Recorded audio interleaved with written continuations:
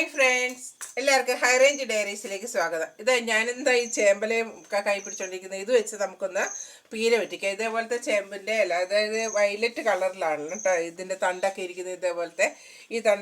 ഇതേപോലത്തെ ചേമ്പിൻ്റെ തണ്ടും കൊണ്ട് നമുക്കൊന്ന് മീൻ പീര വെട്ടിക്കുന്നത് പോലെ ഒന്ന് പറ്റിക്കാം. അതിന് വേണ്ടിയിട്ട് ഞാൻ ഇതേപോലെ തണ്ടൊന്ന് മുറിച്ചെടുക്കുവാണ് കേട്ടോ. ഞാനിത് മുഴുവനായിട്ട് നിങ്ങളെ കാണിക്കാനായിട്ടാണ് ഇതേപോലെ ചേമ്പലയോട് കൂടി തന്നെ വെച്ചത്. ഈ ചേമ്പല ആണെങ്കിലും നമുക്ക് ഇതേപോലെ തോരനൊക്കെ വെക്കാനൊക്കെ നല്ലതാണ് കേട്ടോ.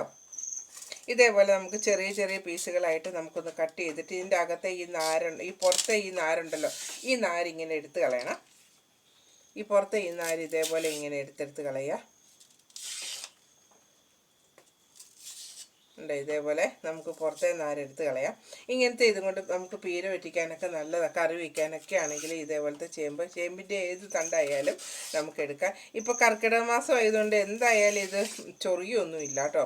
അല്ലെങ്കിൽ പോലും ഇത് ചൊറിയില്ല. നമ്മൾ പുളി ഇട്ടാണല്ലോ വയ്ക്കുന്നത്. പുളി ഇട്ട് പീര വെട്ടിക്കുമ്പോഴത്തേക്കും ചൊറിയത്തൊന്നുമില്ല. നമുക്ക് ഇതേപോലെ ചേമ്പിൻ്റെ തണ്ട് ഇതേപോലെ കട്ട് ചെയ്തെടുക്കുക. ഈ ചുമന്ന ചേമ്പിൻ്റെ തണ്ടിന് നല്ല ടേസ്റ്റാണ് കേട്ടോ.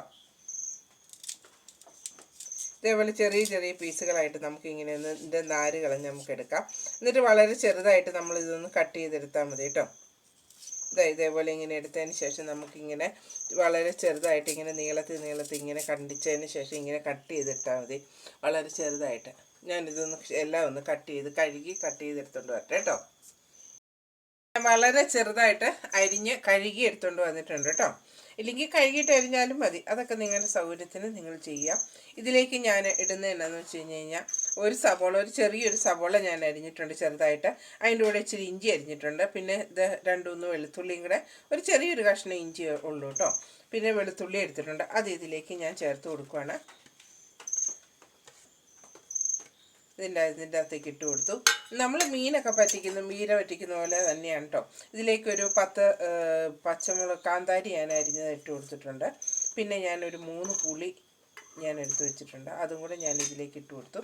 പിന്നെ കുറച്ച് തേങ്ങ ഇട്ട് കൊടുത്തു. പിന്നെ നിങ്ങളുടെ എരിവിൻ്റെ അനുസരിച്ച് നിങ്ങൾക്ക് ഈ പച്ചമുളക് തന്നെ മതി, കാന്താരി തന്നെ മതി എന്നുണ്ടെങ്കിൽ പച്ചമുളകോ കാന്താരി എന്താണെന്ന് വെച്ചാൽ ചേർക്കുക. അത് തന്നെ മതി എന്നുണ്ടെങ്കിൽ അത് തന്നെ ചേർത്ത് ചെയ്യുക കേട്ടോ. പിന്നെ ഞാൻ ഇതിലേക്ക് മഞ്ഞൾ ഇട്ട് കൊടുക്കുന്നുണ്ട്. മഞ്ഞപ്പൊടി ഇച്ചിരി ഇട്ട് കൊടുക്കുക. പിന്നെ ഞാൻ ഇതിലേക്ക് ഇച്ചിരി എരിവിന് വേണ്ടിയിട്ട് ഇച്ചിരി മുളക് പൊടിയും കൂടെ ചേർക്കുന്നുണ്ട് കേട്ടോ. അത് നിങ്ങൾക്ക് അത് വേണമെന്നുണ്ടെങ്കിൽ മാത്രം ചേർത്താൽ മതി. ഇനിയിപ്പോൾ കാന്താരി ഒക്കെ ചേർക്കുന്നുണ്ടെങ്കിൽ ആ എരിവ് മതി എന്നുണ്ടെങ്കിൽ അത് മതി കേട്ടോ. അതിൽ കൂടുതൽ ചേർക്കണമെന്നുണ്ടെങ്കിൽ മുളക് പൊടി ചേർക്കണമെന്നുള്ളവർക്ക് മുളക് പൊടി ചേർക്കാം. പിന്നെ ഞാൻ അല്പം ഉപ്പ് ചേർത്തിട്ടുണ്ട്. നമ്മൾ മീനൊക്കെ പീര വെട്ടിക്കില്ല, അതുപോലെ തന്നെ നമ്മൾ ഇതേപോലെ തന്നെ ചെയ്താൽ മതി.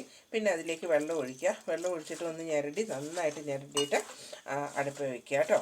അടുപ്പ് വെച്ച് വന്ന് കഴിയുമ്പോൾ നമ്മുടെ മീൻ ഇത് നമുക്കിപ്പോൾ നല്ല ഔഷധ ഗുണമാണ്. ഈ വയലറ്റ് കളറിലുള്ള ഇത് നല്ല ചേമ്പിൻ്റെ തണ്ട് നല്ലതാണ്. നല്ല ടേസ്റ്റും ഉണ്ടാവും ഇത് കറി വയ്ക്കുമ്പോഴത്തേക്ക്. ഇതേപോലെ ഞെരടി നമുക്ക് അടുപ്പ് വെച്ച് ഇത് വേവിക്കാം കേട്ടോ.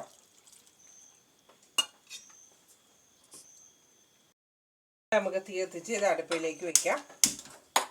അത് മൂടി വെച്ച് ഇത് നന്നായിട്ട് വെന്തോട്ടെ കേട്ടോ. ഇവിടെ ഇരുന്ന് വേകട്ടെ. എല്ലാ ആവശ്യത്തിനും ചേർക്കുക. ഉപ്പും എരിവും ഒക്കെ നിങ്ങളുടെ ആവശ്യത്തിന് നിങ്ങൾ ചേർക്കുക കേട്ടോ. ഇത് വെന്തോന്ന് നമുക്ക് നോക്കാം.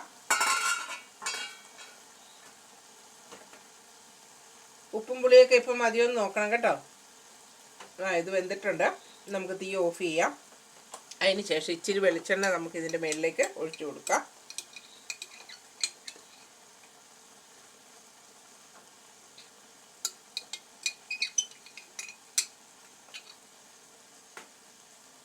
നിങ്ങൾ ഉണ്ടാക്കുന്നതിൻ്റെ അനുസരിച്ച് നിങ്ങളുടെ ഉപ്പും എരിവും ഒക്കെ നിങ്ങൾ ചേർക്കാം കേട്ടോ.